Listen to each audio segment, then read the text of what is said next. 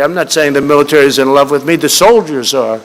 The top people in the Pentagon probably aren't, because they want to do nothing but fight wars so that all of those wonderful companies that make the bombs and make the planes and make everything else stay happy. You heard the president there. He accused the top people at the Pentagon today of going to war, in effect, to benefit military contractors. Joining me now, General Wesley Clark. He's a former NATO Supreme Allied Commander and now CNN military analyst. General, thanks so much for taking the time this morning.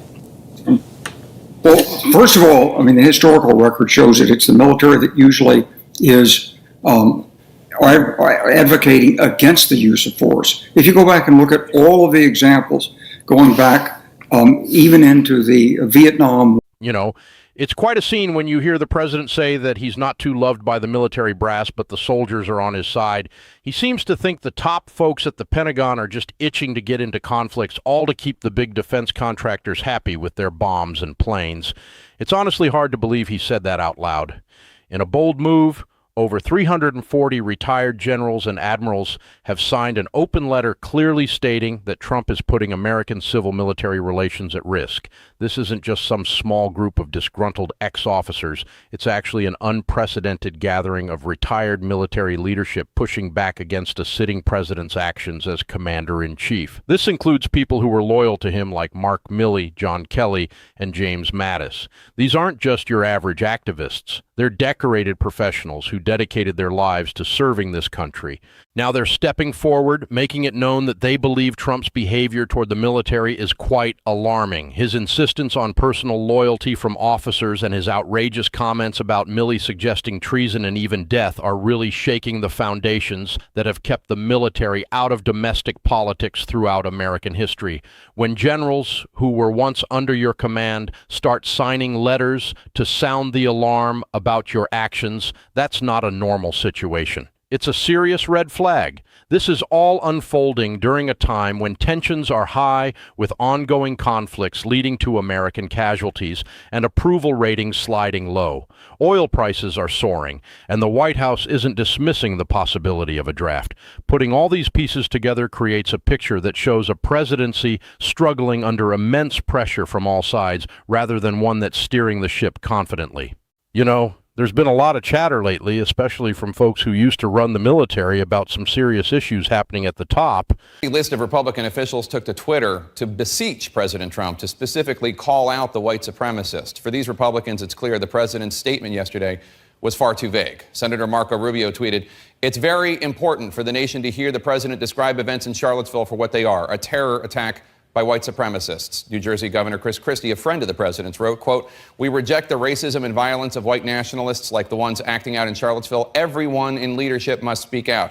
And Colorado Senator Cory Gardner, a Republican, wrote, "Mr. President, we must call evil by its name. These were white supremacists, and this was domestic terror." Now back to the topic at hand. I always like to sift through what's real and what's not, especially with all the wild stories floating around. Recently, there were claims that 29 active duty senior military officers, including 5 four-star generals, signed a statement on March 5th saying they wouldn't support Trump due to accusations about rally trades and a watch list of 47 officers. Sounds dramatic, right? But here's the kicker. There's no concrete evidence to back this up. There aren't any official documents, no statements from the Pentagon, and even major news outlets like the New York Times haven't verified any of it. It seems like clickbait designed to attract attention by appealing to what people want to believe about military resistance to Trump. What's interesting is that there is, in fact, a documented rift between the military and the administration. Now, that story holds some weight. It's quite a situation when you consider the reality laid out by 340 retired military officers and a senator who's actually suing the defense secretary over threats related to pensions. Add to that Trump pushing for loyalty oaths from our military and a leak of operational strike details, and we have a pretty serious landscape. The unfortunate loss of 9 Americans in a conflict with Iran with no clear timeline in sight underscores just how significant these issues really are. In February 2026, a letter was pinned by these hundreds of retired generals and admirals. It was signed by notable military figures, including Mark Milley, who was the highest-ranking military officer during Trump's first term and oversaw critical national security decisions. In a rather shocking twist, Trump publicly accused Milley of treason, claiming he deserved to die for it. Despite this heated exchange, Milley chose to sign the letter. Also on this list is John Kelly, who served as Trump's chief of staff. He was a major player in the White House during that administration, yet he added his name to this letter too. Then there's James Mattis, the Secretary of Defense at the time, who ran the Pentagon under Trump and also decided to sign. When you have the people who held the top 3 national security roles in Trump's first term all coming together to voice their concerns in an open letter during his second term, that's not just a personnel issue. It signals a serious disconnect between a president and the military leaders who know him the best. The concerns raised in their letter aren't vague. They're specific and backed by documentation. They pointed out Trump's troubling comments about enemies within, his insistence that military personnel show personal loyalty at rallies, and his incendiary remarks threatening treason, which have been cited as endangering the long-standing civil-military relations that have been a cornerstone of our republic. These norms are crucial. They are fundamental to how our political leadership and military interact, and they're definitely not to be taken lightly. It's crucial to understand that the military exists to serve the Constitution and the country, not the personal interests of any politician. That's what really sets a democratic military apart from an authoritarian one. This principle allows for a smooth transition of power, ensuring that when a new commander-in-chief takes charge, the military supports them instead of clinging to the old leadership. This system has been the backbone of American democracy for over 250 years, even through all sorts of political turmoil. Right now, we have 340 retired generals and admirals stepping forward to warn us that these vital norms are under threat from the behavior of the current president. That's a big deal, and a pretty historic alert coming from some of the most qualified voices on the matter. But let's unpack this military friction situation a bit deeper. Because while the letter from those 340 is the most visible aspect, it definitely isn't the only one. To really grasp the complete picture, we need to look at Senator Mark Kelly's lawsuit against Defense Secretary Pete Hegseth, the pressure for loyalty in the context of the Iran war, and how all of this affects the military's effectiveness in conducting that war. Right now, let's start with Senator Kelly, who's a former Navy combat pilot and astronaut. He filed a lawsuit on February 19th, 2026, claiming that military officers who have spoken out against the Trump administration are being threatened with losing their pensions. It's a pretty extraordinary situation when a sitting senator who has a decorated military background is taking the defense secretary to court over these kinds of allegations. If what he's alleging is true, it would mean that the Pentagon is resorting to financial pressure to silence military officers who feel the need to voice their opinions. That's serious because it suggests that the Department of Defense is using financial coercion against those who might otherwise speak out about issues regarding the Iran war or other military operations. With that kind of pressure in place, backed not only by the usual command hierarchy, but also by threats to their financial security, military leaders might not be giving the president honest feedback about what's actually happening. Instead, they could be telling him what he wants to hear just to protect their own pensions. And in a time of war, that kind of dynamic can have major implications. It's honestly hard to believe Trump is insisting on military loyalty while tensions rise with Iran. You know, when it comes to military advice, it's pretty unsettling to think that it's not just about politics, but it could actually impact operations on the ground. The relationship of loyalty demanded in the context of the Iran situation brings about some serious challenges that go far beyond public perception. Trump keeps stressing that the military needs to be loyal during these operations.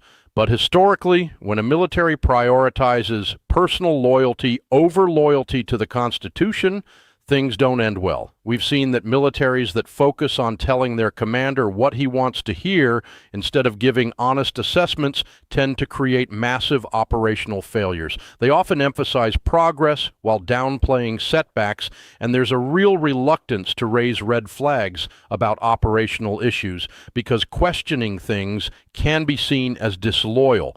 In a scenario where the Pentagon has quietly informed Congress of increasing vulnerabilities from drone threats, and the public narrative suggests everything is under control, there's a glaring disconnect between what's actually happening and what's being communicated, and the internal situation has been described as worse than expected behind closed doors. But you wouldn't know that from the public messaging that talks about successful interceptions.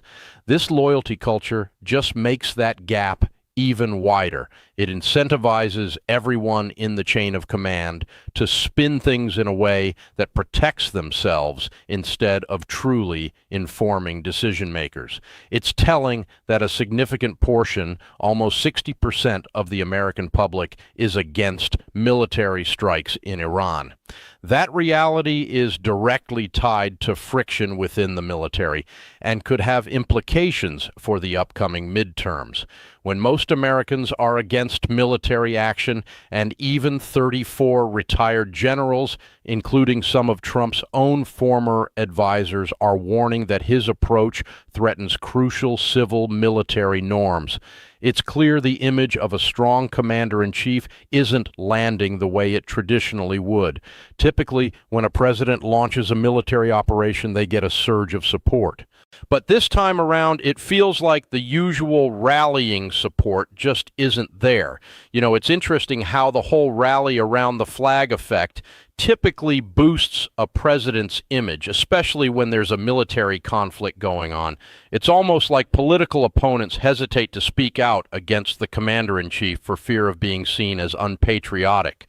But right now, things are looking quite different. With 59% of the public opposing military strikes, 9 Americans already dead, oil prices soaring to $120, and no clear end in sight for this conflict, it seems that support just isn't showing up as expected. Having a 36% approval rating during an active war speaks volumes about how the public feels regarding both the war and the president's actions. There's a serious problem, especially when you consider the recent leak related to operational security. That leak ties back to a core principle of military professionalism, keeping sensitive information safe from falling into enemy hands. Every service member learns this, and it forms the bedrock of how the military operates. But then we find out that the defense secretary had military strike details on a messaging app during a live operation, which is a major breach. This isn't just a minor slip. It's a significant failure of the discipline that's expected from our top leaders. The individual responsible for upholding these security standards missed the mark in a crucial way, which raises alarms about the leadership at the highest levels. Moreover, 340 retired officers who signed a letter regarding civil military norms have built their careers on enforcing these very standards. Their concerns reflect a profound understanding of what effective military leadership should look like. This leak of sensitive information only reinforces their worries about the direction of the institution they've dedicated themselves to. On top of all this, there's also the shakeup within the Department of Homeland Security. Christy Nolan was fired back on March 5th and replaced by Mark Wayne Mullen right in the middle of a war. It's all happening simultaneously with the information leak and a pension threat lawsuit against Haig. The urgency of the situation feels compounded by the letter from the retired generals and the calls for loyalty among top officials. Right now, there's a lot going on. The impeachment discussions, the ongoing partial government shutdown, and it all seems to be happening at once. It paints a pretty chaotic picture of an administration struggling with internal tensions and leadership challenges across various departments during an active military conflict. That's an impressive amount of stress to deal with all at the same time. You know, the folks who really know what this stress means for operational effectiveness and democratic governance are the 340 retired generals and admirals who put their names on that open letter. These individuals have firsthand experience running institutions under pressure and managing civil-military relations. They assessed the current situation and felt it was serious enough to publicly sound the alarm. Let's break this down because it's crucial for everyone to pay attention to these military concerns, no matter where they lean politically. First off, it's quite something to see 340 retired generals and admirals, including notable figures like Mark Milley, John Kelly, and James Mattis, signing a letter that warns us about Trump's behavior as commander-in-chief. This is historic and unprecedented, and it deserves our serious consideration. These aren't just political players. These are dedicated veterans of the U.S. military who have served under presidents from both parties. They know better than anyone what good civil-military relations should look like and what threats can undermine those relationships. When they see Trump's divisive rhetoric, loyalty demands at rallies, and his aggressive attacks on respected military leaders, they recognize that the foundational norms guiding the relationship between American political leadership and the military are genuinely at risk. So when such qualified individuals make this assessment publicly and unanimously, it's something we all need to pay attention to, no matter our political views. On another note, there's also a lawsuit regarding the Kelly versus Hakes pension threat, which highlights a troubling allegation that the Department of Defense is using financial pressures to keep military officers from speaking out against the administration. If this claim holds up in court, it would indicate that the military's culture of honest evaluation and independent judgment is in jeopardy. Over 340 retired generals and admirals, some notable ones being Milley, Kelly, and Mattis, came together in February 2026 to express their concerns about Trump. They warned that the situation was becoming quite serious, especially considering how public sentiment is shifting. As it stands, a majority of Americans, about 59%, are against the strikes on Iran, while a mere 36% actually support them. Add to that the fact that oil prices are at $120, and it's clear that the political backing for this conflict is weakening faster than the administration wants to admit. It's quite concerning when you think about the separation between the public narrative and the true evaluations happening behind the scenes. When honest assessments aren't being communicated, it not only creates political issues, but can lead to dangerous outcomes in military operations as well. Wars tend to falter when leaders aren't getting the whole truth. Instead, they might be fed information that protects personal interests rather than helping to make informed decisions. And here's another thing. Republican lawmakers who are facing tough races this November are keeping a close eye on all these developments.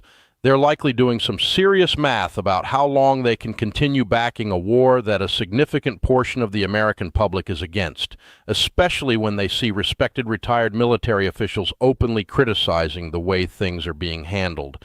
Then there's the confusion that comes with spreading fake narratives like that false joint statement from 29 active duty officers, which does nothing to clarify the real military friction story. Instead, it just complicates matters and gives administration fans an easy way to dismiss legitimate issues. It distracts from the real voices of those 340 retired generals who put together a significant letter with valid points to discuss. Overall, I think it's crucial for us to focus on verified and documented facts because the situation is serious enough. The American public deserves to know the real story about how their commander-in-chief interacts with the military, which ultimately serves the Constitution, not just one individual. So here's what's been happening lately. The situation with the military and the government has really reached a new level of tension. Senator Mark Kelly took a bold step and sued Defense Secretary Hexath over some serious pension threats aimed at officers who dared to speak out against the administration. It's honestly hard to believe he said that out loud. Amid ongoing operations related to the conflict with Iran, Trump has been emphasizing military loyalty even as 9 Americans lost their lives. And it's noteworthy that a whopping 59% of Americans aren't on board with the Iran strikes. Oil prices soared to $120, adding to the chaos. Behind closed doors, Hexath acknowledged that the situation with drones is actually worse than what we've been told, which just adds to the concern. It's also worth mentioning that the DHS secretary got fired right in the middle of this war, And on top of all that, the president's approval rating is sitting at 36%. There's a serious narrative brewing about the military's discontent, and it's not something that needs to be muddied with fictional stories of revolts.